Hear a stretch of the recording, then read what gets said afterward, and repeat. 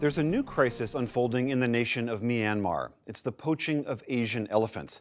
As NewsHour producer Akpan reports, this fragile species, which is distinct from its more numerous African cousins, is facing a growing threat. The poaching of African elephants, where they are murdered for their ivory tusks, is well documented. But halfway around the world in Myanmar, their cousins, Asian elephants, are 10 times more endangered and facing a new serious threat. Poachers are taking the elephant's skin and turning it into ruby red jewelry. Yeah, it actually was a huge shock. So we were following these elephants with our collars, and we started noticing that they disappeared. The collars stopped working and they disappeared. Peter Limegruber is the head of conservation ecology at the Smithsonian Conservation Biology Institute at the National Zoo in D.C.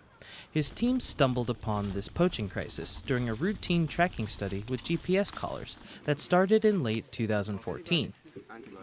We had 19 collared, and 5 of them we knew were poached. We found them poached. And then there were 2 that disappeared, and the way their movement changed right before they disappeared indicated that they were probably poached too. This led the researchers and Myanmar officials to collect reports of poaching from local villagers. So in the end, we found about 45 elephants killed in a very small area the size of a county.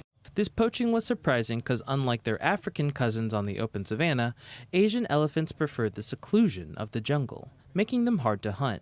John McAvoy was one of the researchers in the field. Even our trackers have to spend hours and hours in the bush fighting through vines and other vegetation to even be able to see the elephants so that we can put the collars on them. Prior to 2014, Asian elephant poaching had been relatively uncommon because only males have ivory tusks, and even then it's a small percentage. But now that the females and calves are being affected, this will be a very significant impact on the population. It's the surest way to drive the species into extinction. A separate survey by the Myanmar government reported 25 poached elephants in 2016. Combined with the Smithsonian tally, that's 70 poached elephants over the last 3 years, double what the country witnessed from 2010 to 2014. Due to habitat loss, roughly 2,000 wild elephants remain in Myanmar, so at its current rate, skin poaching could wipe out this population in just over 50 years. And a lot of the buyers like to buy the original skin, which is sold by weight, because then they can see the original product and know that it's real. Belinda Stewart-Cox is the executive director of Elephant Family, a British conservation group that specializes in protecting Asian elephants. Since late 2014, Elephant Family has been investigating this skin poaching and the black market trade surrounding it. They found illegal traders in China are the main customers for Myanmar's poached elephants. This matched similar findings made by the Smithsonian. The skin, which can be up to an inch thick when it's removed, is sold in 2 ways. Some of those pieces are being cut into cubes, and those cubes are dried and are then turned into beads. Those beads look ruby red because they contain blood, and they're being turned into prayer beads or bracelets or necklaces. The elephant skin is also ground into powder for pharmaceutical medicine.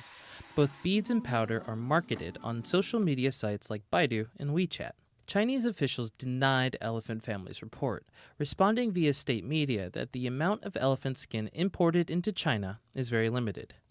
Under international law, countries are allowed to import elephant skin from 4 African nations, but trading of Asian elephant in any form is prohibited, except in rare cases.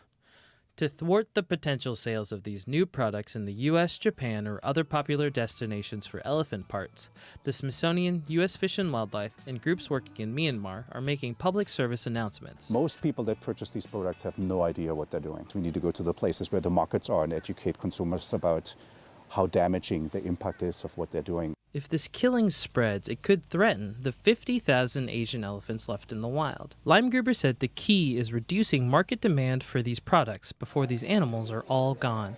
For the PBS NewsHour, I'm Nsikan reporting from Washington, D.C.